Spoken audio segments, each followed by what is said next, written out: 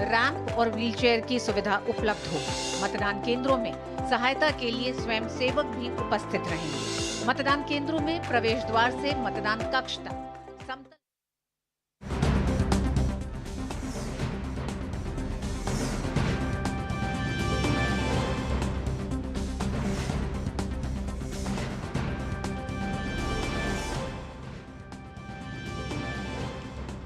नमस्कार, स्वागत है आप सभी का डीडी न्यूज पर। आप देख रहे हैं मिड डे प्राइम और मैं हूं आपके साथ आरेंद्र। अगले घंटे में हम बात करेंगे देश दुनिया की हर बड़ी खबरों की, बताएंगे किस प्रकार से चल रही हैं दुनिया भर में बड़ी सुर्खियां, कौन सी खबरें ऐसी हैं। इसके अलावा भी होंगी खेल जगत और जगत की बड़ी सुर्खियां। लेकिन सबसे पहले शुरुआत करते हैं इस वक्त की हेडलाइंस के साथ।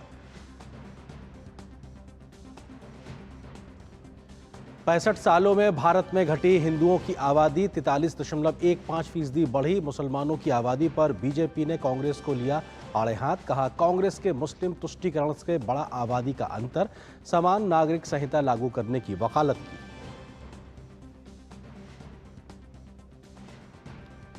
नहीं थम रहा सैम पित्रोदा के भारत विरोधी बयान के बाद सियासी घमासान। उत्तर प्रदेश के सीएम योगी आदित्यनाथ ने कहा कि वे कांग्रेस की बांटो और राज करो की नीति को कर रहे हैं बयान। कांग्रेस ने पित्रोदा के इस्तीफे के बाद बयानों से बनाई है दूरी।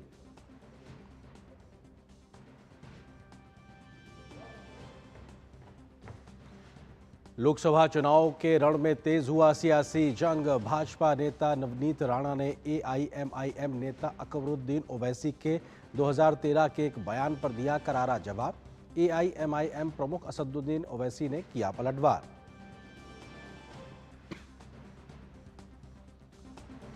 – 2024 की चुनौती में दिग्गजों का धुआंधार प्रचार। तेलंगाना में अमित शाह और राहुल गांधी की रैली, तो वहीं जेपी नड्डा, मायावती और अखिलेश यादव यूपी में लगा रहे दम।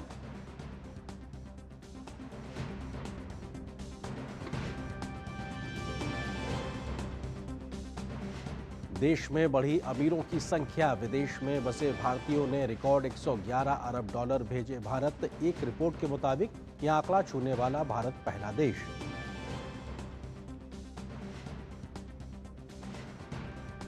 कल खुल जाएंगे बाबा केदारनाथ धाम के कपाट। जोर शोर से चल रही हैं तैयारियां। मंदिर को 40 क्विंटल फूलों से सजाया जा रहा।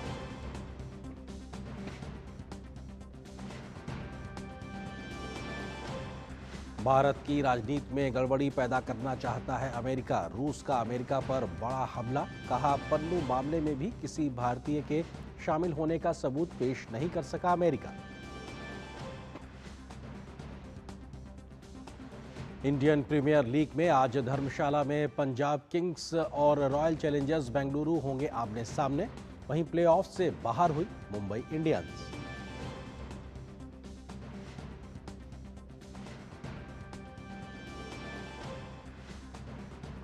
तो आप देख रहे थे सुर्खियां। खबरों पर डालते हैं विस्तार से नजर। भारत में मुस्लिम और हिंदू जनसंख्या को लेकर बड़ा खुलासा हुआ है। प्रधानमंत्री आर्थिक सलाहकार परिषद की एक रिपोर्ट के मुताबिक मुस्लिमों की संख्या में रिकॉर्ड बढ़ोतरी हुई है, तो वहीं हिंदुओं की जनसंख्या घट गई है। रिपोर्ट के मुताबिक भारत में साल 1950 से 2015 के बीच मुस्लिम आबादी 43.15% बढ़ी है। 1950 में मुस्लिमों का हिस्सा आबादी में 9.84% था, जो 2015 में बढ़कर 14.09% हो गया है।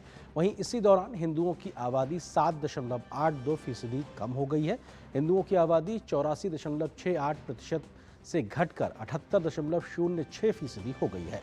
रिपोर्ट में कहा गया है कि डेटा के विश्लेषण से पता चलता है कि भारत में अल्पसंख्यक न केवल संरक्षित हैं बल्कि फल फूल रहे हैं।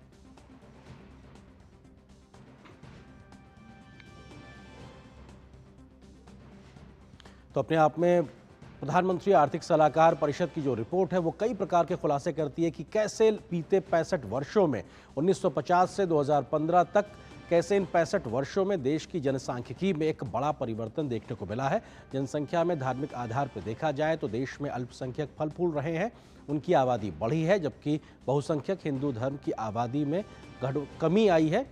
और ये अपने आप में दिखाता है कि किस तरीके से एक बड़ा परिवर्तन देखने को मिला है, क्योंकि इस परिवर्तन के बाद कई प्रकार की राजनीतिक बहस भी शुरू हो गई है। कुछ आपको सिलसिलेवार तरीके से हम बताते हैं तथ्य भी कि कैसे आखिर इस पूरी रिपोर्ट में किन बातों का खुलासा किया गया है। तो आइए आपको सिलसिलेवार तरीके से बताएं। पीएम आर्थिक सलाहकार परिषद की ये रिपोर्ट है, 167 देशों का इसमें अध्ययन किया गया है। इस रिपोर्ट में उसके आधार पर ये तमाम तथ्य सामने रखे गए हैं।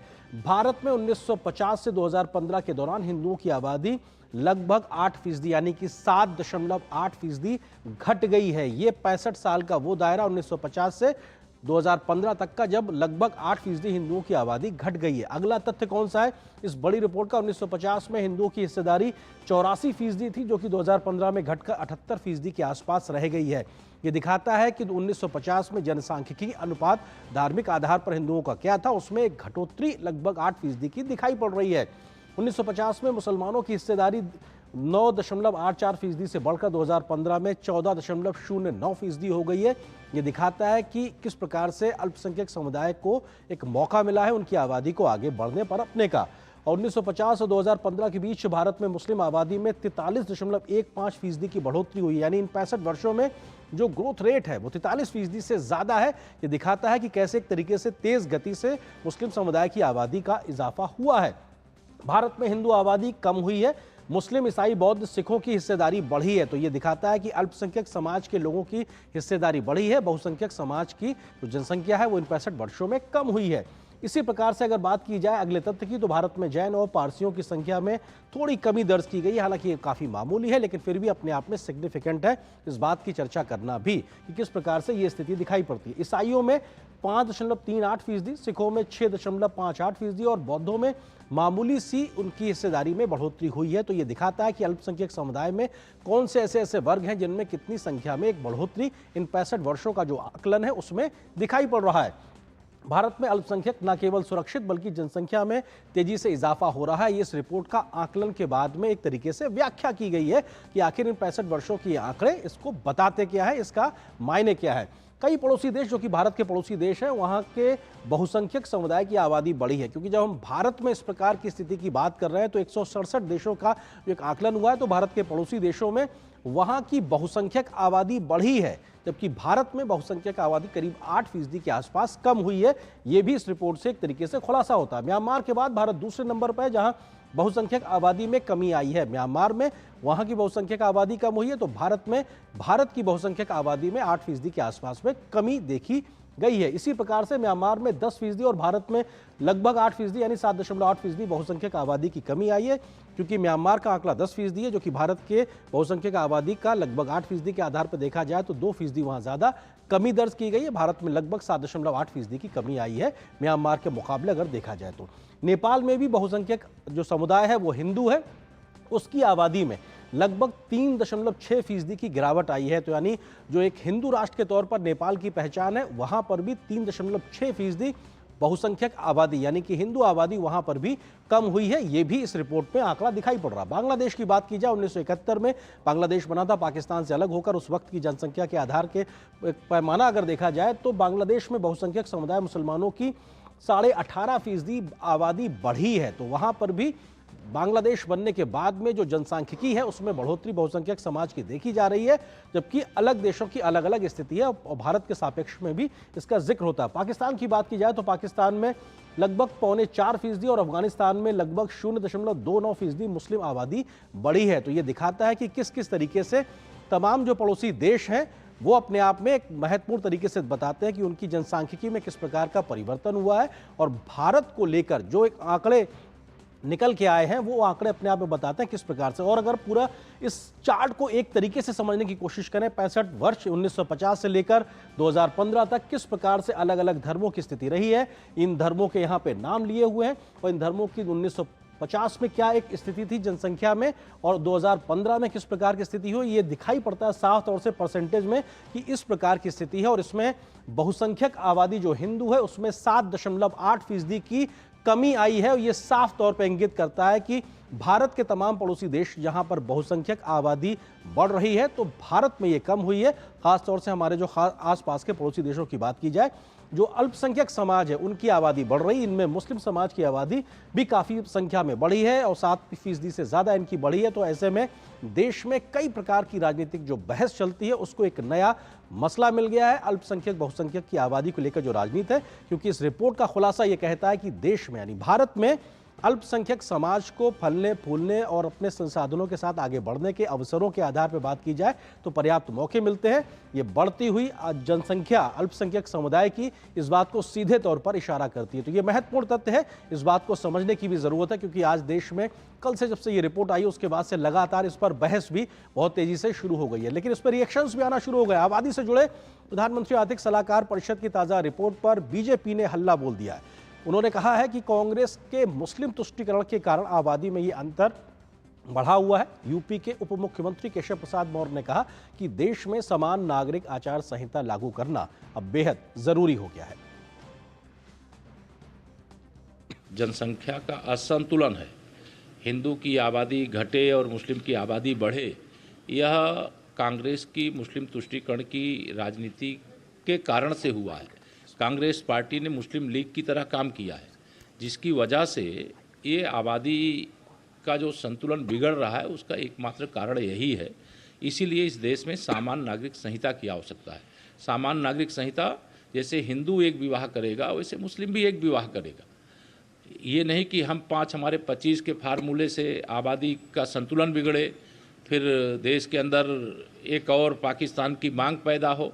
इस प्रकार की चीज़ों को रोकने के लिए सामान्य नागरिक संहिता इस देश में जरूरी है। वहीं भाजपा नेता अमित मालवीय ने अपने सोशल मीडिया प्लेटफॉर्म एक्स पर कांग्रेस पर निशाना साधते हुए कहा कि कांग्रेस शासन में देश में हिंदुओं की आबादी 1950 से 2015 के बीच में 7.8% कम हो गई है, जबकि मुस्लिम आबादी 43% की दर से बढ़ी है। अमित मालवीय ने कहा कि दशकों के कांग्रेस शासन ने हिंदुओं के साथ यही किया है। अगर देश उनके लिए छोड़ दिया जाए तो हिंदुओं के लिए दुनिया में कोई देश नहीं होगा।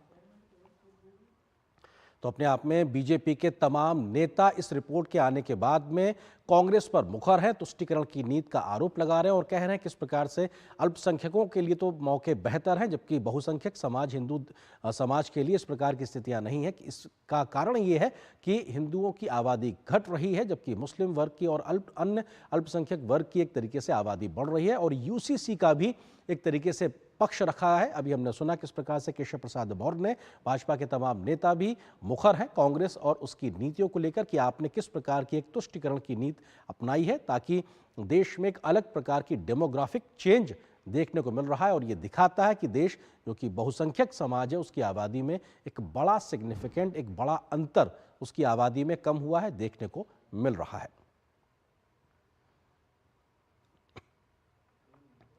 वहीं भाजपा नेता प्रेम शुक्ला ने भी प्रधानमंत्री आर्थिक सलाहकार परिषद की रिपोर्ट पर प्रतिक्रिया व्यक्त करते हुए कांग्रेस और विरोधी गठबंधन पर निशाना साधा है। भारत का बंटवारा धर्म के आधार पर 1947 में हुआ। जिस समय भारत का बंटवारा हुआ उस समय भारत में हिंदुओं की आबादी 84.68% थी, जो 2015 तक घटकर 78.06% रह गई। उस समय मुस्लिमों की आबादी 9.84% थी, जो 2015 तक बढ़कर 14.09% हो गई। अगर हम इसको परसेंटाइल के आधार पर देखें तो मुसलमानों की आबादी में 43% की वृद्धि हुई है। इसके बावजूद सेकुलरिज्म के नाम पर एक बड़ा समुदाय ये बार बार कहता है कि मुसलमानों की आबादी नियंत्रित हो रही है। भारत की डेमोग्राफी बदलने से जहां पर धर्म के आधार पर बंटवारा हुआ है, जहां पर कांग्रेस पार्टी यह कह रही है कि जिसकी जितनी आबादी उसको उतना हम संसाधन में देंगे और संसाधन में पहला अधिकार मुसलमानों का होगा, स्वाभाविक तौर पर मुसलमानों की बढ़ती आबादी पर सामान्य हिंदू के मन में प्रश्न पैदा होता है। राष्ट्रीय जनता दल के नेता तेजस्वी यादव ने पीएम आर्थिक सलाहकार परिषद की रिपोर्ट को भ्रम में डालने वाली रिपोर्ट बताया है। उन्होंने कहा कि जो जनगणना 2021-22 में होना था वे 2024 तक नहीं हुई है।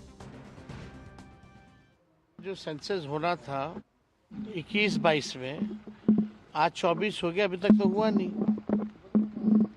ये केवल देश की जनता को भ्रम में डालना और लोगों में नफरत फैलाने की बात ये लोग कर रहे हैं। ये पूरी तरीके से प्रधानमंत्री जी, भाजपा के लोगों का यही एजेंडा है। 10 साल तक इन्होंने लोगों को ठगा है और फिर ठगना चाहते। पीएम आर्थिक सलाहकार परिषद की रिपोर्ट पर भाजपा प्रवक्ता सुधांशु त्रिवेदी ने दूरदर्शन समाचार से खास बातचीत के दौरान देश में मुस्लिम आबादी के बढ़ने को घातक बताया है। जो एक डाटा था वो पब्लिक डोमेन में अब बहुत चर्चा में है। एक रिपोर्ट कि आप देखें पिछले दशकों में तो अल्पसंख्यक खासतौर पर मुस्लिम की जो आबादी है वो बहुत तेजी से बढ़ी है और हिंदुओं की आबादी घटी है। उसके बाद हम देख रहे हैं बहुत सवाल उठ रहे हैं। डाटा पब्लिक डोमेन में हमेशा से था, केवल वो सामने आया है और इसने सामने आकर कुछ बड़े सवाल खड़े किए कि जिस रफ्तार से ये पॉपुलेशन बढ़ी है और कांग्रेस कह रही है कि हम संख्या के आधार के ऊपर भागीदारी देंगे रिजर्वेशन में, तो कांग्रेस किसका रिजर्वेशन काटेगी? इसका मतलब एससी, एसटी, ओबीसी का आरक्षण कटेगा क्योंकि संख्या बढ़ती चली जाएगी। और ये बात मैं इसलिए टेक्निकल आधार पे कह रहा हूं, कोई भी जाति हो उसमें संख्या सिर्फ जनसंख्या के आधार पे बढ़ सकती है, मगर यहां तो संख्या 3 आधार पर बढ़ेगी। जनसंख्या के द्वारा, और उसमें बहुविवाह की प्रथा है तो जनसंख्या अधिक होने की संभावना रहेगी। दूसरा धर्मांतरण और तीसरा घुसपैठ, क्योंकि आप जाति बदल नहीं सकते, जाति अंतरण नहीं कर सकते, धर्मांतरण कर सकते हैं। इसलिए, और ये तीनों चीजों पे ये इंडी गठबंधन के लोग उनका समर्थन करते हैं। तो मैं साफ साफ पूछना चाहता हूं कांग्रेस इंडी गठबंधन से, आप इस चीज से उठे हुए विकराल सवाल का जवाब दीजिए कि आप संख्या के आधार पे, जब आपके नेता कहते हैं पूरा का पूरा आरक्षण देंगे, तो पूरा का पूरा में से किसका पूरा काटेंगे? एससी, एसटी, ओबीसी का ही काटेंगे। पहले भी ये चर्चा था कि 9 राज्यों में हिंदू अल्पसंख्यक हैं। अब ये जो डाटा सामने आया, इसमें हम देख रहे हैं कि वो काफी बातें सामने आई। ये भी कहना चाहता हूं इंडी गठबंधन के लोगों से, इसको एकदम ईमानदारी से देखें। 9 राज्यों में हिंदू अल्पसंख्यक हो गया है और दर्जनों जिले हैं। एक जिला बता दें और एक राज्य बता दें जहां मुस्लिम पॉपुलेशन घट गई हो। मैं चुनौती से पूछता हूं, सिर्फ पॉपुलेशन हिंदुओं की घटी है। और अगर थोड़ा बृहत्तर स्तर पे देख लें तो एक जमाने में अविभाजित भारत में 24% मुस्लिम था, अगर अविभाजित भारत आज देख लें तो 40% के आसपास है। तो इसलिए जो हकीकत है वो बोलिए, राजनीति मत करने का प्रयास करिए। आपको भविष्य की चिंता नहीं। हमारे प्रधानमंत्री जी ने कहा 25 वर्ष के बाद के भारत का अमृत काल हम देख रहे हैं। हम 25 साल आगे के भारत, और वो आधार बनाएगा 1000 साल के भारत का। हम 25 साल का प्लान है, 10 साल का परफॉर्मेंस है। जो गृह मंत्री जी ने कहा 1000 साल का विजन है और 10,000 साल पुराने की दृष्टि है। आपकी तरह 1-2 चुनाव जीतकर देश के भविष्य को बंटाधार करने की दृष्टि नहीं। लेकिन विपक्ष सवाल उठा रहा है, ये रिपोर्ट जब अभी इस समय सामने आई, इसमें कोई नई चीज तो आई नहीं है। जैसे आप कहें कि साहब दिल्ली से आप ट्रेन पकड़कर लखनऊ जा सकते हैं और ये फलां वाली ट्रेन है, तो कोई आपको बता दे इस समय ये 3 ट्रेनें चल रही, तो आप कहें आपने इस समय क्यों बता दिया? इस समय सवाल इसका नहीं है, सवाल आंकड़ों का नहीं है, सवाल नियत का है और उन्हें नियत पे जवाब देना चाहिए। बहुत बहुत धन्यवाद। सुधांशु त्रिवेदी हमसे बात कर रहे थे। कैमरामैन विनय के साथ शैलेंद्र मिश्र, डीडी न्यूज, दिल्ली। हमारे सहयोगी संवाददाता शैलेंद्र मिश्र इस खबर पर अधिक बातचीत करने के लिए हमारे साथ में मौजूद हैं। शैलेंद्र, अगर बात की जाए तो इस रिपोर्ट के आने के बाद से लगातार बीजेपी मुखर नजर आ रही है, यूसीसी की वकालत बढ़ गई है, तो किस प्रकार से कांग्रेस की नीतियों में एक इस प्रकार की परिपाटी रही है कि बहुसंख्यकों की आबादी कम, अल्पसंख्यकों को फलने फूलने का मौका मिला है, बनस्पत उसके राजनीति कहीं ना कहीं सीधे तौर पर अल्पसंख्यकों को लेकर कांग्रेस करती रही है। यही एक मेन मसला बीजेपी की ओर से उठाया जा रहा है। ये देखिए, इस रिपोर्ट के आने के बाद जब तमाम राजनीतिक प्रतिक्रिया आ रही थी, बीजेपी ने 3 बातें बहुत मुख्य तौर पर कही है। पहली बात तो ये कि जो ये आंकड़ा है ये पब्लिक डोमेन में है, वो बहुत समय से है, सिर्फ उस पर एक रिपोर्ट सामने आई है। तो कोई ये ना कहे कि ये समय जानबूझकर ऐसा चुना गया है, चूंकि कोई भी इंटरनेट पर जाकर इस जो पेपर को वो खंगाल सकता था, उसके आंकड़ों को सामने रख सकता था। तो ये आरोप बिल्कुल गलत है। दूसरी बात यह है कि जो बात कही जा रही है कि अल्पसंख्यक में जो मुस्लिम है, चूंकि उनको बहुविवाह की छूट है, हम जानते हैं कि बीजेपी समान नागरिक संहिता की वकालत करती रही है। बीजेपी शासित कई राज्यों में उस पर आगे बढ़ने की तरफ संकेत भी मिले हैं। उत्तराखंड में हमने देखा कि बीजेपी उस पर आगे बढ़ी है। तो इस तरह से ये कहा जा रहा है कि कांग्रेस की क्या नीति है वो बताए, चूंकि कांग्रेस ने अभी हाल ही में कांग्रेस ने और उनके सहयोगियों ने कहा कि धार्मिक आधार पर जो आरक्षण कर्नाटक में हो या फिर तेलंगाना में हो, जिस तरह से उस पर आगे बढ़ने की बात कही गई। लालू प्रसाद का एक बयान था कि हाँ, धार्मिक आधार पर आरक्षण होना चाहिए, पूरा का पूरा होना चाहिए। बाद में वो थोड़ा पलटते दिखे। तो अब बीजेपी ये कह रही है कि देखिए, चूंकि घुसपैठ के जरिए भी मुस्लिम की आबादी बढ़ती है, धर्मांतरण के जरिए भी बढ़ती है, और चूंकि उनको जनसंख्या उनकी स्वाभाविक तौर पर इसलिए भी बढ़ती है ज्यादा चूंकि उनको बहुविवाह की छूट है, तो ऐसे में वो किसका आरक्षण खाएंगे? जब उनकी संख्या ज्यादा होगी तो SC ST और OBC का आरक्षण जो है उससे क्या कांग्रेस ज्यादा हिस्सेदारी देने की कोशिश कर रही है? ये कांग्रेस को साफ करना चाहिए, इंडी गठबंधन के सहयोगियों को साफ करना चाहिए।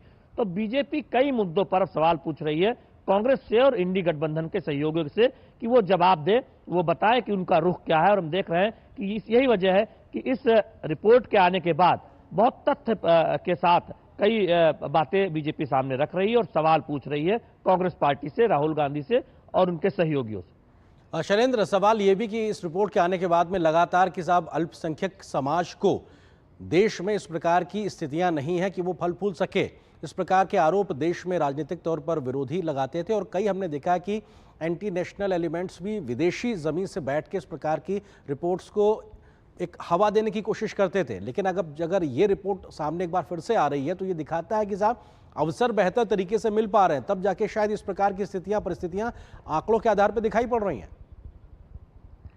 ये देखिए, वैश्विक स्तर पर जो एक नैरेटिव खड़ा करने की कोशिश की जा रही थी कि भारत में अल्पसंख्यकों, खासतौर पर मुस्लिमों को एक तरह से देखें उस तरह की सहूलतें नहीं है, छूट नहीं है। लेकिन जब ये पूरा आंकड़ा सामने आया है वो ये बताता है कि किस तरह से उन्हें वो सारी आज़ादी है, या ये कहें कि अल्पसंख्यक को जो कुछ विशेष प्रोत्साहन नीतियां होती हैं उससे ज़्यादा फायदा हुआ है। और आप देखें, अगर आप 2014 के बाद देखें तो तमाम कल्याणकारी योजनाओं में अगर आप देखें तो बिना जाति धर्म देखे उनका फायदा हुआ है, वो चाहे किसी भी धर्म के हों, जाति के हों।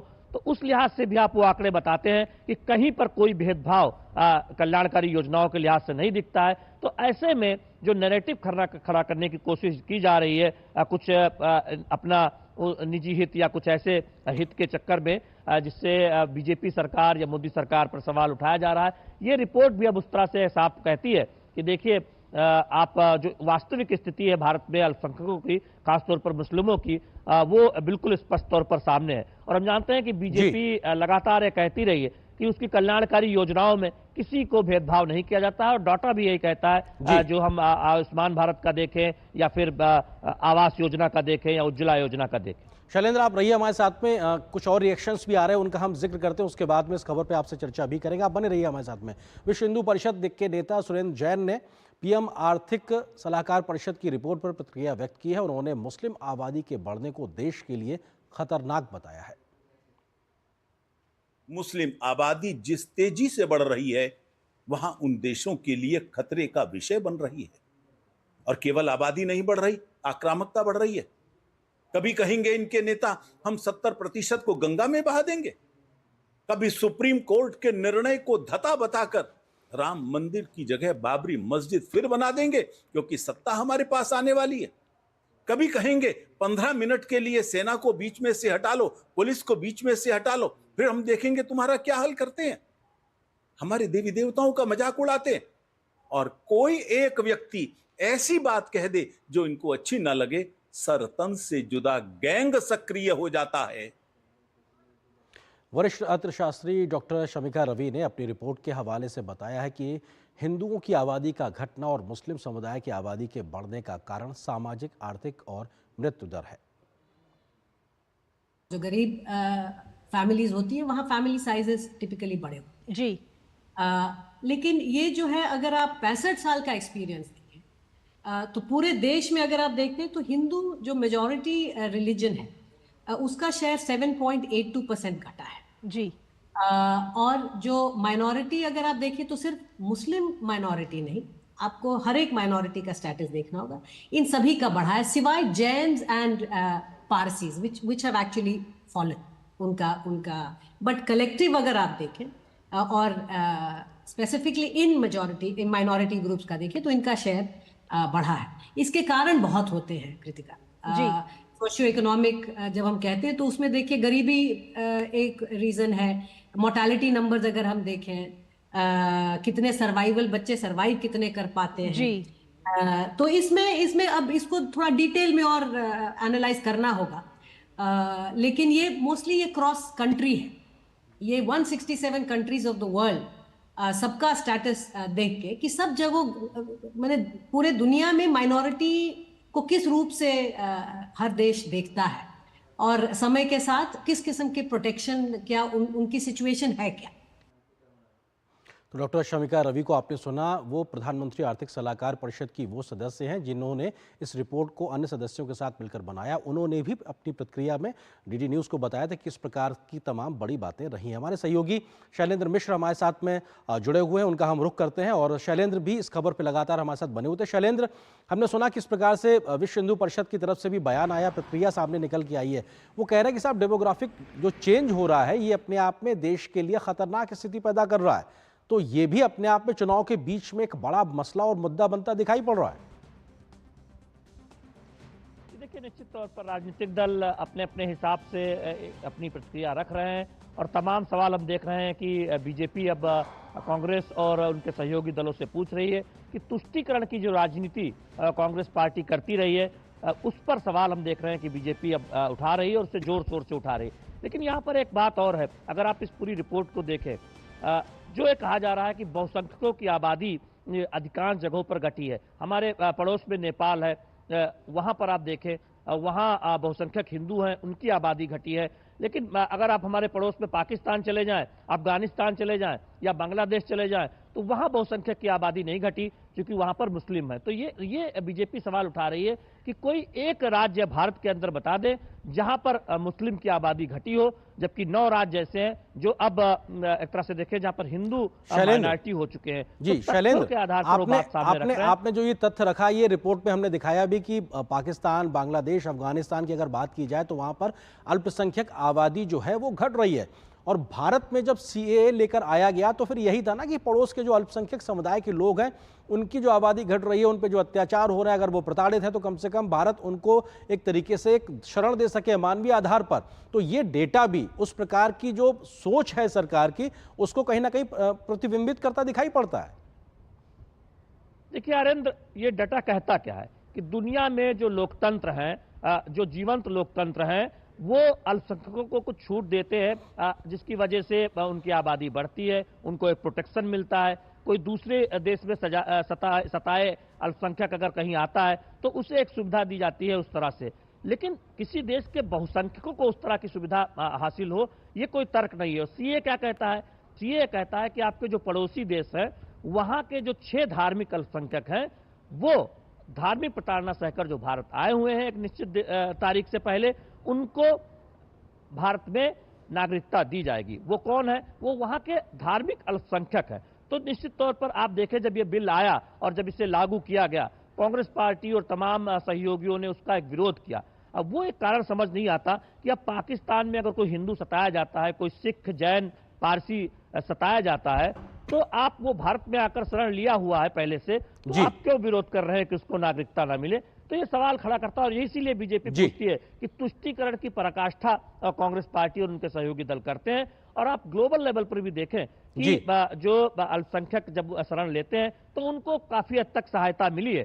तो ऐसे में जब भारत ने वो सीए के जरिए किया तो फिर ये सवाल क्यों उठाया गया कांग्रेस की तरफ से या तमाम सहयोगी दलों की तरफ से? बिल्कुल, तो इस रिपोर्ट के आने के बाद से कई ऐसे तथ्य हैं जिसको लेकर सियासत भी तेज गति से दिखाई पड़ रही है और उसका एक कई प्रकार के रिएक्शंस भी दिख रहे हैं। शुक्रिया शैलेंद्र हमारे साथ इस खबर पर जुड़ने के लिए, विस्तार से बात करने के लिए। और मिड डे प्राइम में फिलहाल एक छोटे से ब्रेक के लिए रुकते हैं, बहुत जल्द हाजिर होंगे कुछ और महत्वपूर्ण खबरों से आपको रूबरू कराएंगे। जल्दी जल्दी चाय दे दो, काम पे जाना है। पर रोटी? अरे चाय दो ना। ठीक है, कहीं से सूखी लकड़ियां ढूंढती हूँ, पहले लकड़ी जलाती हूँ फिर चाय बनाती हूँ। क्या मतलब? अरे ये मोदी जी ने गैस भेजी है, टाइम बचा है हम सबका। उसी टाइम में से थोड़ा वक्त निकाल कर वोट करने जाते हैं, मोदी जी को ले आते हैं। कमल का बटन दबाएं, भाजपा को जिताएं। बात जब पीढ़ियों के लिए बनने वाले घर की हो तो जिम्मेदारी बड़ी हो जाती है। गैलेंट समझता है ये जिम्मेदारी। अब डबल एम रिब्स के साथ गैलेंट एडवांस TMT रीबार, निर्माण का रियल हीरो। पॉलिसी बाजार से टर्म लाइफ इंश्योरेंस लेने के कुछ साल बाद मेरी वाइफ को कैंसर डायग्नोस हुआ और वो नहीं रही। उनकी कमी तो पूरी नहीं हो सकती और टर्म लाइफ इंश्योरेंस के पैसे से बच्चों की फ्यूचर की चिंता नहीं रही। पॉलिसी बाजार ने क्लेम दिलाने में बहुत सपोर्ट किया। पॉलिसी बाजार पे 1 करोड़ का टर्म लाइफ इंश्योरेंस सिर्फ 470 रुपए महीने से शुरू। Delivery boy has picked your order. अरे भाई पता है भूख लगी है, 30 मिनट का मैसेज नोटिफिकेशन आया था ना। मैसेज के सारे थोड़ी बैठ सकते हैं। कल आपने कुछ शेयर्स बेचे थे ना? हाँ, तो चेक किया? मैसेज आया तो था। सिर्फ मैसेज काफी नहीं है। आप शेयर मार्केट में कोई भी ट्रांजैक्शन करते हैं ना, तो स्टॉक एक्सचेंज से आए SMS या ईमेल को अपने डीमैट अकाउंट और बैंक स्टेटमेंट के साथ भी टैली कीजिए। बेटा भूख में ना दिमाग बंद हो जाता है। समझ कर इन्वेस्ट कर। और ब्रेक के बाद मिड डे प्राइम में आप सभी का एक बार फिर से स्वागत है। रुक करते हैं कुछ और महत्वपूर्ण खबरों की ओर। विदेश में बैठे कांग्रेस के वरिष्ठ नेता सैम पित्रोदा का ऊटपटांग बयान यहां देश में सियासी घमासान का कारण बना हुआ है। कल नस्लीय टिप्पणी सामने आने के बाद अब सैम पित्रोदा का कहना है कि आरक्षण से IIT और IIM के हालात बिगड़ जाएंगे। उनके इस बयान को SC ST OBC के लिए आरक्षण में कटौती करने और इसे मुसलमानों को सौंपने के कांग्रेस के कथित इरादे के साथ जोड़कर देखा जा रहा है और इसकी चौतरफा आलोचना भी हो रही है। इन्हीं ऊटपटांग बयानों के कारण कल ओवरसीज कांग्रेस के अध्यक्ष के पद से उन्हें इस्तीफा देना पड़ा था, जिसको कांग्रेस ने स्वीकार कर लिया था। तो अपने आप में कल नस्लीय टिप्पणी करने के बाद में सैम पित्रोदा का बयान आया है कि IIT और IIM जैसे संस्थानों में अगर आरक्षण की व्यवस्था रहती है तो उससे उनकी स्थिति बिगड़ रही है, खराब हो रही। तो ऐसे में SC ST OBC का जो आरक्षण है इस प्रकार की संस्थाओं को लेकर उसके विरोध में देखा जा रहा है, क्योंकि लगातार चुनावी समर में इस बात को बीजेपी की ओर से कांग्रेस के ऊपर हमला किया जा रहा है कि वो आरक्षण खत्म करने पर तुली हुई है SC ST OBC का, और उसमें मुस्लिम समुदाय को आरक्षण देने का वो आरोप लगा रहे हैं। और ऐसे में सैम पित्रोदा का बयान उस दिशा में आगे बढ़ते हुए कदम को दिखाता पड़ रहा है। It is to everybody, irrespective of your background, caste, color, religion, all that. But leave IITs, IIMs to themselves. These are the institutions of excellence. Don't mess it up. Give them direction, don't give them numbers. Because director of IIT and IIM is equally concerned about disparity. He's not stupid. People misunderstand these ideas and blow it out of proportion.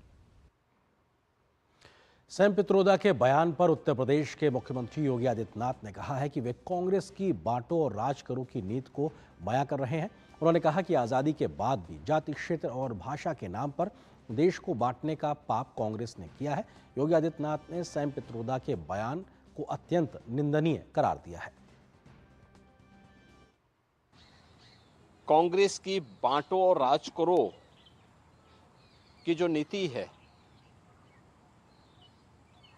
उसी को Sam Pitroda आज बयान कर रहे हैं। जाति के नाम पर, क्षेत्र के नाम पर, भाषा के नाम पर देश को बांटने का पाप भी कांग्रेस ने किया है। सैम पित्रोदा का यह बयान अत्यंत निंदनीय है।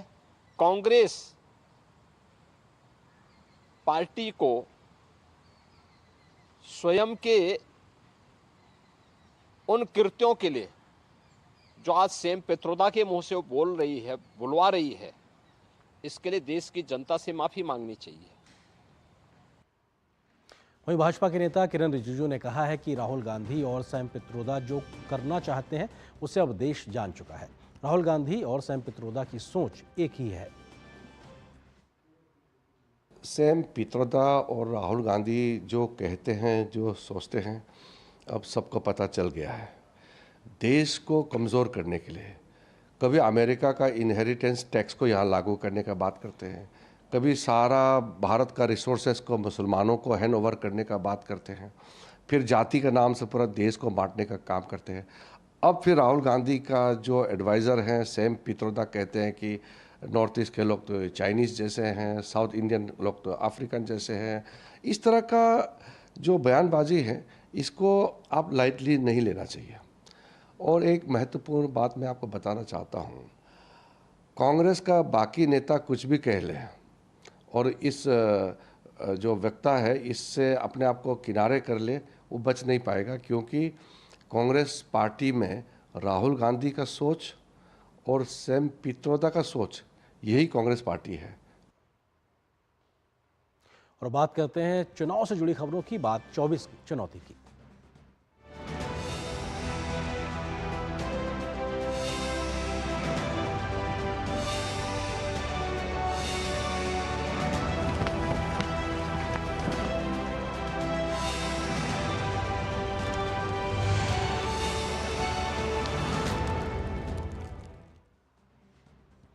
तो 24 की चुनौती में भाजपा नेताओं की तूफानी रैलियों का दौर आज भी जारी है। तेलंगाना में एक जनसभा को संबोधित करते हुए केंद्रीय गृह मंत्री अमित शाह ने कांग्रेस नेता राहुल गांधी पर निशाना साधा। अमित शाह ने कहा कि 2024 का चुनाव राहुल गांधी बनाम नरेंद्र मोदी का चुनाव है। अमित शाह ने कहा कि यह चुनाव वोट फॉर जिहाद के विपरीत वोट फॉर विकास का चुनाव है। ये 2024 का जो चुनाव है, ये राहुल गांधी वर्सेस नरेंद्र मोदी का चुनाव है। ये चुनाव वोट फॉर जिहाद, इसके अगेंस्ट वोट फॉर विकास का चुनाव है।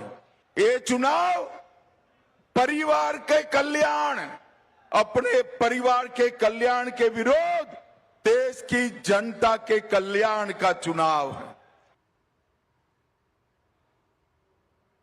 वहीं भाजपा के राष्ट्रीय अध्यक्ष जेपी नड्डा आज उत्तर प्रदेश में हुंकार भरेंगे।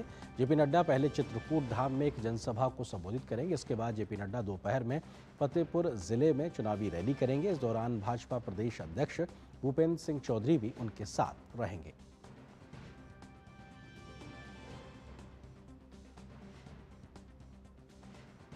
लोकसभा चुनाव को लेकर बहुजन समाज पार्टी ने एक और लिस्ट जारी की है। इसमें 2 सीटों पर उम्मीदवारों के नाम का ऐलान किया गया है। उत्तर प्रदेश के कुशीनगर से शुभ नारायण चौहान और देवरिया से संदेश यादव उर्फ मिस्टर को पार्टी का उम्मीदवार बनाया गया है।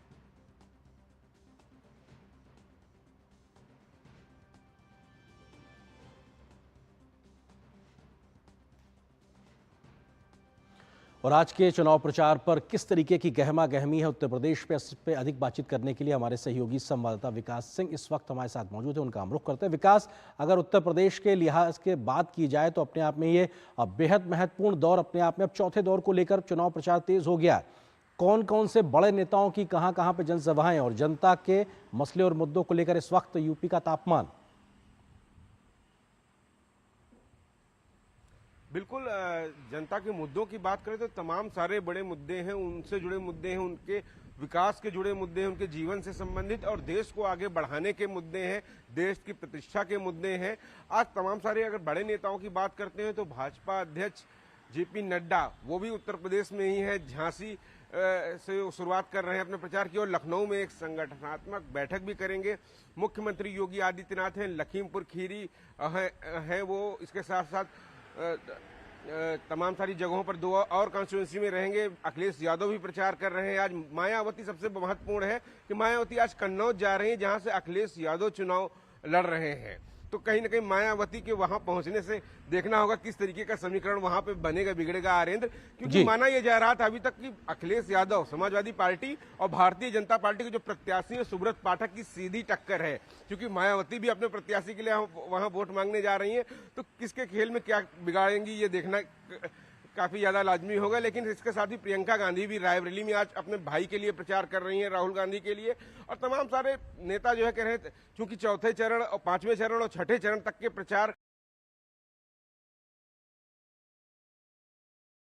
जो कहा जाता है कि दिल्ली का रास्ता उत्तर प्रदेश से ही जाता है, तो एक एक सीट पर मेहनत की जा रही है। और बीजेपी ने इस बार 80 में 80 जीतने का लक्ष्य रखा है, हम देख रहे हैं। उसी के मद्देनजर मुख्यमंत्री योगी आदित्यनाथ हर एक कॉन्स्टिट्यूंसी पे 3 से 4 बार कहीं कहीं तो 5 बार भी जा रहे हैं, क्योंकि विधानसभा का एरिया एक बड़ा एरिया होता है, लगभग 5 विधानसभाएं औसतन एक लोकसभा में पड़ती है, तो किसी भी क्षेत्र अछूता न रहे, वहां पर लगातार चुनाव प्रचार अभियान में पूरी तेजी पूरी ताकत लगाई गई हुई है और मुद्दों की बातें बताई जा रही हैं। लोग अपने अपने जो है कह रहे जो घोषणा पत्र है उसके बारे में बता रहे हैं, लेकिन जो सबसे बड़ी बात होती है कि बदलाव उत्तर प्रदेश में, सबसे बड़ी बात थी उत्तर प्रदेश में जो बदलाव देखा पिछले 7 सालों में 10 सालों में, वो एक बड़ी व्यवस्था थी। उत्तर प्रदेश के तमाम सारे अगर जनपदों की बात करते हैं, मात्र 2 से 4 जनपदों में बिजली आया करती थी पहले, अब निर्बाध पूरे प्रदेश में बिजली होती है। आम आदमी पे आर्यन कैसा फर्क पड़ता है? सीधा, क्योंकि ये चुनाव का वक्त होता है, जब आप चुनते हैं तो अपने जीवन के आगामी वर्षों में क्या कुछ आपके साथ होगा वो आप चुनाव करते हैं, देश में क्या होगा, किस तरीके से देश प्रगति करेगा, इन सब बातों का चुनने का ये समय है। तो तमाम सारे मूलभूत मुद्दे हो, राष्ट्र की सुरक्षा का मुद्दा हो, राष्ट्र के गौरव का मुद्दा हो, सभी मुद्दे जमीन पर हैं। विकास, क्योंकि उत्तर प्रदेश के लिहाज से हम बात कर रहे हैं तो पश्चिम से अब हवा चली थी और अब एक तरीके से अवध के इलाके और जो मध्य उत्तर प्रदेश है वहां तक चुनाव पहुंच गया चौथे दौर में। ऐसे में उस इलाके के कुछ अलग मसले और मुद्दे हैं या फिर पूर्व की भांति क्षेत्रीय और राष्ट्रीय मसलों के आधार पर ही जनता इस चुनाव को देख रही है? किस तरीके का एक अंतर आप इस अगले चौथे चरण को लेकर देख रहे हैं उत्तर प्रदेश में? देखिए, उत्तर प्रदेश में चौथे चरण में जो सबसे महत्वपूर्ण मुद्दा था वो यहाँ भी कायम है, वो है कानून व्यवस्था का। उस कानून व्यवस्था में अगर बात करें हम तो महिला सुरक्षा का सबसे बड़ा मुद्दा था। हम हर एक महिला से जब बात कर रहे हैं तो उनके लिए सबसे बड़ी बात थी कि एक समय था कि वो लोग शाम अंधेरा होते ही घर से बाहर निकलना मुश्किल रहता था, स्कूल कॉलेजों में लड़कियों का जाना मुश्किल रहता था। वहां पर बड़ा काम हुआ है और उन लोग इस बात का एहसास भी कर रही हैं और मुखर होकर ये बात बता रहे हैं कि कानून व्यवस्था में अब बेहतर स्थिति आ गई है, उनकी जीवन में बड़ा सुधार हुआ है और तमाम सारी योजनाओं के जरिए, तमाम सारे जन कल्याणकारी कामों के जरिए महिलाओं को विकास की मुख्य धारा में जो जोड़ दिया गया है। समाज में चूंकि आधी आबादी जब तक स्वावलंबी नहीं बनेगी तब तक हम विकसित भारत का सपना देख नहीं सकते हैं, तो महिलाओं से सबसे बड़ा जुड़ा वो मुद्दा है। और इसके साथ साथ यहाँ पर रोड इंफ्रास्ट्रक्चर के बड़े काम हुए हैं। एक बड़ी समस्या होती थी वो बेहतर हुई है, बिजली की समस्या हुई है, किसानों को लेकर जो तमाम सारी राहत की बातें हैं, उनके अगले जीवन स्तर पे किस तरीके से वो बढ़ सकते हैं, इन सब ये सारे मुद्दे जमीन पे हैं और सभी मुद्दों के बीच चुनाव हो रहे हैं। लोग अपने अपने वादे, अपने अपने दावे कर रहे हैं, लेकिन वोटर ये जानता है कि उसको किस तरीके से उसका जीवन स्तर आगे बढ़ाना है और उसमें सुधार करना है।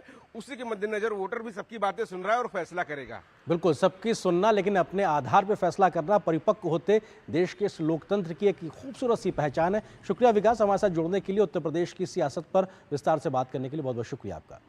और यहाँ पर एक छोटे सा ब्रेक का वक्त हो गया, बहुत जल्द हाजिर होते हैं मिड डे प्राइम में कुछ और खबरों से आपको रूबरू कराएंगे।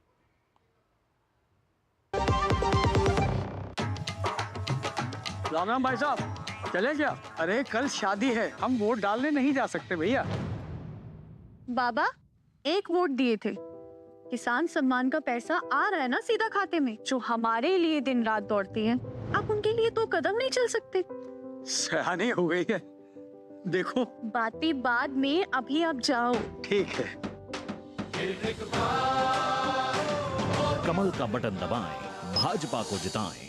बात जब पीढ़ियों के लिए बनने वाले घर की हो तो जिम्मेदारी बड़ी हो जाती है। गैलेंट समझता है ये जिम्मेदारी। अब डबल एम रिब्स के साथ गैलेंट एडवांस TMT रीबार, निर्माण का रियल हीरो। तुम्हें पता है इन्वेस्टर्स के लिए एक इन्वेस्टर प्रोटेक्शन फंड होता है, IPF। लेकिन अगर तुम्हारा ट्रेड एक्सचेंज पर एग्जीक्यूट नहीं हुआ या फिर कोई गारंटीड रिटर्न्स वाली स्कीम है तो ये IPF आपकी मदद नहीं कर सकता है। और अगर आपका ब्रोकर ही डिफॉल्टर बन जाए तो फिर IPF आपको कॉम्पेंसेशन दिला सकता है। कहाँ से सीखा? NSE की साइट पर। सोच कर, समझ कर, इन्वेस्ट कर। और ब्रेक के बाद मिड डे प्राइम में रुख करते कुछ और बड़ी खबरों की ओर। लोकसभा चुनाव के चलते भाजपा और कांग्रेस में वार पलटवार की राजनीति और तेज मुखर होती दिखाई पड़ रही है। इस बीच हैदराबाद से भाजपा के उम्मीदवार माधवी लता के समर्थन में रैली करते हुए भाजपा के नेता और अमरावती से सांसद नवनीत राणा ने AIMIM के नेता अकबरुद्दीन ओवैसी के 2013 के एक बयान पर जवाब दिया है। उन्होंने ओवैसी बंधुओं को उनके गढ़ हैदराबाद में चेतावनी देते हुए कहा कि देश में हिंदू मुस्लिम अनुपात को संतुलित करने के लिए उन्हें 15 मिनट का समय लगेगा, लेकिन अगर पुलिस हटा दी जाए तो उन्हें सिर्फ 15 सेकेंड लगेंगे। वो छोटा भाई बड़ा भाई ना, छोटा और बड़ा। छोटा बोलता है कि पुलिस को 15 मिनट हटा दो, तो हम दिखाएंगे बोले कि क्या कर सकते हैं।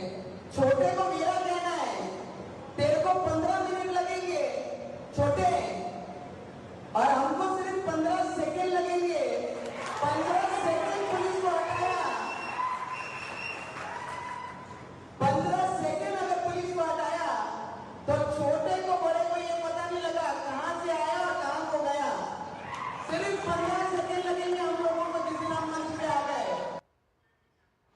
नवनीत राणा के 15 सेकंड वाले बयान पर AIMIM प्रमुख असदुद्दीन ओवैसी ने पलटवार किया है। उन्होंने कहा कि ये देखना बाकी है कि कितनी इंसानियत बाकी है। मोदी जी के पास इख्तियार है, दे दीजिए 15 सेकंड। 15 सेकंड ने बल्कि 1 घंटा ले लीजिए ना। हम भी देखना चाह रहे हैं कि आप में कितनी इंसानियत अभी बाकी है या नहीं है। करिए, कौन डर रहा है, कौन डर रहा है? हम तो तैयार हैं। शिवसेना उद्धव गुट के नेता अनंत दुबे ने नवनीत राणा के बयान की निंदा की है। उन्होंने कहा कि असदुद्दीन ओवैसी और नवनीत राणा एक ही भाषा बोल रहे हैं। चाहे नवनीत राणा हो और चाहे ओवैसी बंधु हो, एक ही जैसी भाषा बोल रहे हैं। कोई कह रहा है 15 मिनट के लिए पुलिस दे दीजिए तो हम हिंदुओं को सबक सिखा देंगे। कोई कह रहा है कि मुझे 15 सेकंड के लिए पुलिस दे दीजिए तो फिर हम मुसलमानों को सबक सिखा दें। आखिर आ गए ना हिंदू मुसलमान पर। कांग्रेस की नेता प्रियंका गांधी ने एक बड़ा दावा करते हुए कहा कि असदुद्दीन ओवैसी सीधे तौर पर भारतीय जनता पार्टी के साथ मिलकर काम कर रहे हैं। प्रियंका गांधी ने कहा कि तेलंगाना चुनाव में ये बात बिल्कुल साफ हो गई है। मैं बार बार आपको यही कह रही हूँ, असदुद्दीन ओवैसी जी सीधा सीधा भाजपा के साथ काम कर रहे हैं। जहां जहां भाजपा को जरूरत है कि वो किसी को खड़ा कर दे, बाकी पार्टियों को पीछे रखने के लिए वो कर रहे हैं। ये बात बहुत स्पष्ट हो गई है। तेलंगाना के चुनाव में ये बात बहुत स्पष्ट हो गई है। लोकसभा चुनाव के छठे चरण के लिए उम्मीदवारी वापस लेने का आज अंतिम दिन है। छठे चरण में 8 राज्यों और केंद्र शासित प्रदेशों में 58 संसदीय निर्वाचन क्षेत्रों में 25 मई को वोटिंग होगी। इस चरण में उत्तर प्रदेश की 10, बिहार की 8, पश्चिम बंगाल की 8, राजधानी दिल्ली की 7, उड़ीसा की 6, झारखंड की 6 और जम्मू कश्मीर की 1 सीट पर मतदान होगा। 7 मई को होने वाला अनंतनाग राजौरी लोकसभा क्षेत्र का मतदान भी अब छठे चरण में यानी 25 मई को ही कराया जाएगा। झारखंड की पलामू लोकसभा सीट का इतिहास काफी पुराना है। आजाद भारत के पहले आम चुनाव के बाद से ही पलामू राजनीति की केंद्र में रहा है। पलामू सीट पर पहले कांग्रेस का कब्जा रहा, फिर राजद और अब सीट भाजपा के पाले में है। 1952 से अब तक हुए चुनाव में यहां कांग्रेस और भाजपा ने 6 बार जीत दर्ज की है। क्या कहते हैं पलामू के राजनीतिक समीकरण इस वक्त की राजनीति के लिहाज से, देखिए इस रिपोर्ट में। झारखंड के एकमात्र अनुसूचित जाति के लिए आरक्षित पलामू संसदीय क्षेत्र में चुनावी विषाद बिछ चुकी है। 24 की चुनौती को पार लगाने के लिए यहां के चुनावी समर में 9 उम्मीदवार मैदान में है, पर मुख्य मुकाबला भाजपा के बीडी राम और राजद की ममता भुइयां के बीच नजर आ रहा है। भाजपा के बीडी राम लगातार तीसरी बार यहां से संसद पहुंचने के लिए पसीना बहा रहे हैं। वहीं राजद ने ममता को भाजपा के तर्कस से ही निकालकर बीडी राम के विजय रथ को रोकने का प्लान बनाया है। आजादी के बाद से कांग्रेस का गढ़ रहा रजवाड़ों का यह इलाका 1989 आते आते पूरी तरह उसकी पकड़ से दूर हो गया। पलामू संसदीय सीट का गठन 2 जिलों के कुछ हिस्सों को मिलाकर किया गया था। इसका मुख्यालय मेदिनीनगर है, जिसे डाल्टनगंज के नाम से भी जाना जाता है।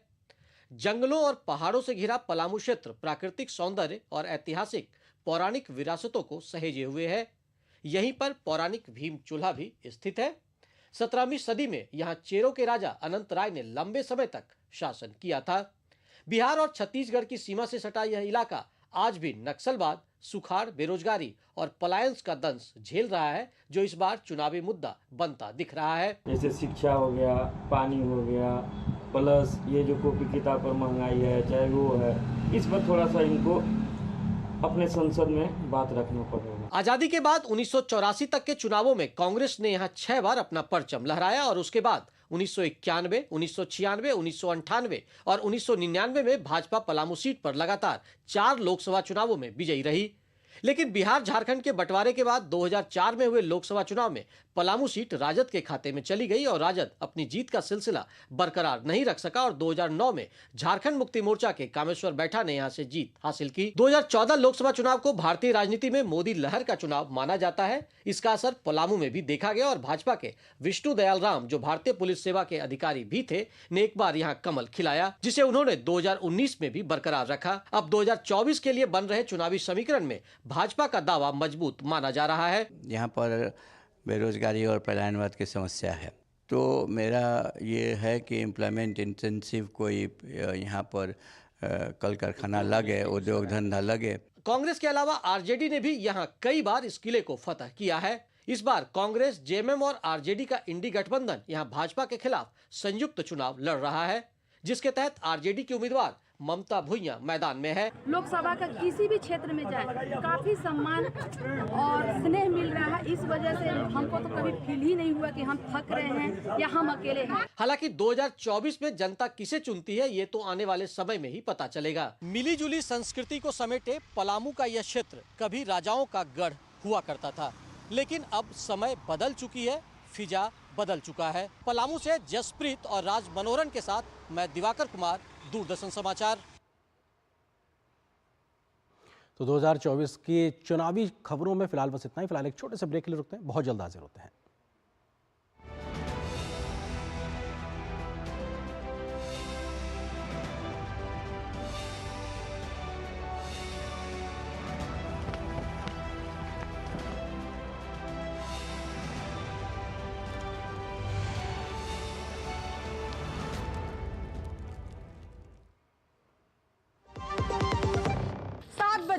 एक दिन जल्दी उठाने को बोला था, फिर भी। कहाँ जाना है सुबह सुबह? वोट डालने जाना है अम्मा। हाँ तो आराम से चली जाना, भागी क्यों जा रही है? भागते तो हम पहले थे, भोर 4 बजे खेत में। अब जिस व्यक्ति ने हमें हमारे घर पर इज्जत घर बनवा के हमें सुरक्षा दी है, उसे वोट देने तो भाग कर ही जाएंगे ना। जिसकी गारंटी ने जिंदगी संवारी, उसको वोट देने की गारंटी हमारी। कमल का बटन दबाएं, भाजपा को जिताएं। और अब नजर डालते हैं कुछ और राष्ट्रीय महत्व की खबरों पर। राष्ट्रपति द्रौपदी मुर्मू राष्ट्रपति भवन में दूसरे नागरिक अलंकरण समारोह में आज पद्म पुरस्कार प्रदान करेंगी। पद्म पुरस्कार देश के सर्वोच्च नागरिक पुरस्कार हैं। इनमें 3 श्रेणियों में पद्म विभूषण, पद्म भूषण और पद्मश्री सम्मान प्रदान किए जाते हैं। ये पुरस्कार कला, सामाजिक कार्य, सार्वजनिक मामले, विज्ञान और इंजीनियरिंग, व्यापार और उद्योग, चिकित्सा, साहित्य और शिक्षा, खेल और सिविल सेवा सहित विभिन्न विषयों और गतिविधियों के क्षेत्र में दिए जाते हैं। पुरस्कारों की घोषणा हर वर्ष गणतंत्र दिवस के अवसर पर की जाती है। पिछले महीने 22 अप्रैल को राष्ट्रपति ने 3 पद्म विभूषण, 8 पद्म भूषण और 55 पद्मश्री पुरस्कार प्रदान किए थे। उत्तराखंड स्थित विश्व प्रसिद्ध बाबा केदारनाथ धाम के कपाट कल 10 मई को पूजा अर्चना और वैदिक मंत्रोच्चार के साथ खुलने जा रहे हैं। कपाट खुलने की तैयारियां जोर शोर से चल रही हैं और मंदिर को 40 क्विंटल फूलों से सजाया जा रहा है। हालांकि बद्रीनाथ धाम के कपाट आगामी 12 मई को ब्रह्म मुहूर्त में खोले जाएंगे। इसके बाद श्रद्धालु उत्तराखंड के 4 धाम की यात्रा कर सकेंगे।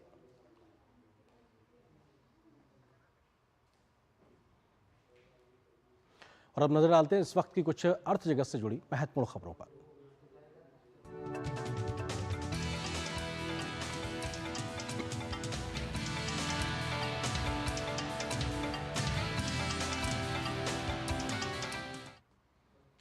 विदेशों में रहने वाले भारतीयों ने एक नया रिकॉर्ड बनाया है। उन्होंने एक वर्ष में अपने देश में 111 अरब डॉलर भेजे हैं। संयुक्त राष्ट्र इमिग्रेशन एजेंसी ने कहा है कि यह 100 अरब डॉलर के आंकड़े तक पहुंचने और इसे पार करने वाला दुनिया का पहला देश भारत बन गया है।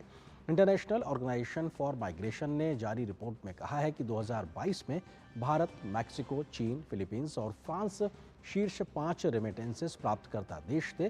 पाकिस्तान और बांग्लादेश 2022 में 6ठे और 8वें सबसे बड़े प्राप्तकर्ता देश थे। सबसे ज़्यादा रेमिटेंसेस प्राप्त करने वाले 10 देशों की लिस्ट में 4 एशियन देश हैं। दूसरे देशों में जाकर पढ़ाई और नौकरी करने वालों में सबसे बड़ी संख्या भारतीयों की है। शेयर बाजार में कई तरह के निवेश के लिए ज़रूरी डीमैट अकाउंट्स की संख्या लगातार बढ़ रही है। देश में हर महीने धड़ाधड़ यह खाते खुल रहे हैं। डीमैट अकाउंट्स एक बैंक अकाउंट की तरह है जिसमें शेयर और अन्य सूचनाओं का इलेक्ट्रॉनिक फॉर्म में रखे जाते हैं। ताज़ा आंकड़ों के मुताबिक इन खातों की संख्या अप्रैल में 31 लाख बढ़ी और भारत में कुल डीमैट खाते बढ़कर 15.45 करोड़ के नए रिकॉर्ड स्तर तक पहुंच गए हैं। नए अकाउंट्स ओपन होने का मतलब है कि इक्विटी मार्केट में निवेश बढ़ गया है। डीमैट खातों से जुड़ाव की रफ्तार बाजार की स्थिरता के लिए उत्साहजनक संकेत है, क्योंकि नए निवेशक आएंगे तो निवेश भी बढ़ेगा। और अब देखते हैं खेल जगत की क्या है आज की बड़ी खबरें।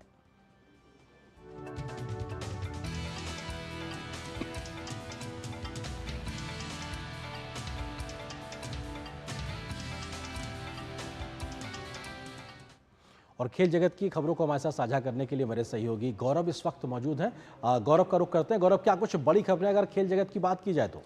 शुक्रिया आरिंद। और खेल जगत की खबरों की शुरुआत हमेशा की तरह से करेंगे इंडियन प्रीमियर लीग की खबर के साथ, जहां पर इंडियन प्रीमियर लीग में आज पंजाब किंग्स का सामना रॉयल चैलेंजर्स बेंगलुरु से होगा। यह मुकाबला धर्मशाला में खेला जाएगा। मौजूदा टूर्नामेंट में दोनों टीमें अब तक 4-4 मैच ही जीत सकी हैं। तालिका में 8वें स्थान पर स्थित पंजाब किंग्स को इससे पहले धर्मशाला में खेले गए मैच में चेन्नई सुपर किंग्स के हाथों हार का मुंह देखना पड़ा था। ऐसे में पंजाब की नज़र अब उस हार को भुलाकर जीत की पटरी पर वापस लौटने की होगी। वहीं पिछले 3 मुकाबले जीत कर आ रही रॉयल चैलेंजर्स बेंगलुरु प्लेऑफ की रेस में बने रहने के लिए आज का मैच हर हाल में जीतना चाहेगी।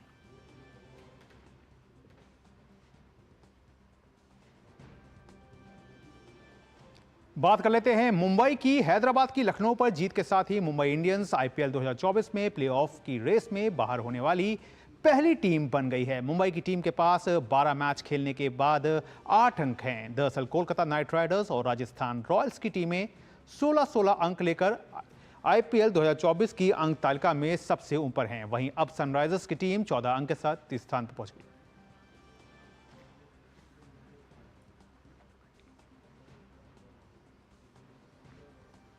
इस वक्त आपको ले चलते हैं सीधे उत्तर प्रदेश के चित्रकूट में, जहां पर बीजेपी के राष्ट्रीय अध्यक्ष जेपी नड्डा एक रैली को संबोधित कर रहे हैं। ये फर्क पड़ा। 10 साल पहले राजनीति का अर्थ क्या होता था? जातिवाद, व्यक्तिवाद, परिवारवाद, भ्रष्टाचार, वोट बैंक की राजनीति, तुष्टीकरण, भाई को भाई से लड़ाओ, जाति को जाति से लड़ाओ, पहाड़ को मैदान से लड़ाओ, उत्तर को दक्षिण से लड़ाओ, पूर्व को पश्चिम से लड़ाओ, और वोट के नाम पर लोगों को जोड़ने के लिए वोट बैंक की राजनीति करो। लेकिन मोदी जी ने 10 साल में जाति को धत्ता दिखाया, क्षेत्रवाद को धत्ता दिखाया, ये वोट बैंक की तुष्टीकरण के साथ लोहा लिया और विकासवाद की राजनीति को आगे बढ़ाया और मंत्र रखा सबका साथ, सबका विकास, सबका विश्वास, सबका प्रयास।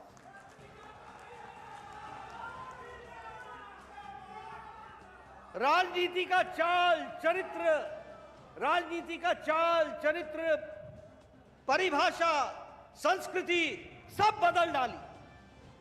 आज रिपोर्ट कार्ड की राजनीति हो गई है, आज जवाबदेही की राजनीति हो गई है, आज सबको साथ लेकर के चलने की राजनीति हो गई है, और आज राजनीति विकासवाद की हो गई है। मैं देख रहा था कि आर.के. पटेल जी भी आपके सामने अपना रिपोर्ट कार्ड रख रहे थे, अपना रिपोर्ट कार्ड रख रहे थे। कभी आपने कांग्रेस के जमाने में किसी नेता को सुना कि उसने भी अपना रिपोर्ट कार्ड रखा? सुना भाई? कभी सुना? ये संस्कृति मोदी जी की संस्कृति है, रिपोर्ट कार्ड की राजनीति।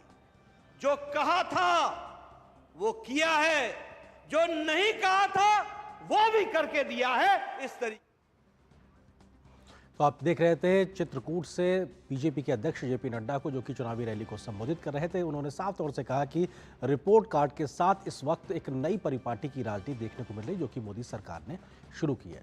इससे पहले हम खेल की खबरों का रुख कर रहे थे, हमारे सहयोगी गौरव हमारे साथ जुड़े थे, उनका हम शुक्रिया अदा करते हैं। और इस खबर के साथ ही मिड डे प्राइम में बस इतना ही। मुझे और मेरी पूरी टीम को दीजिए अनुमति। नमस्कार।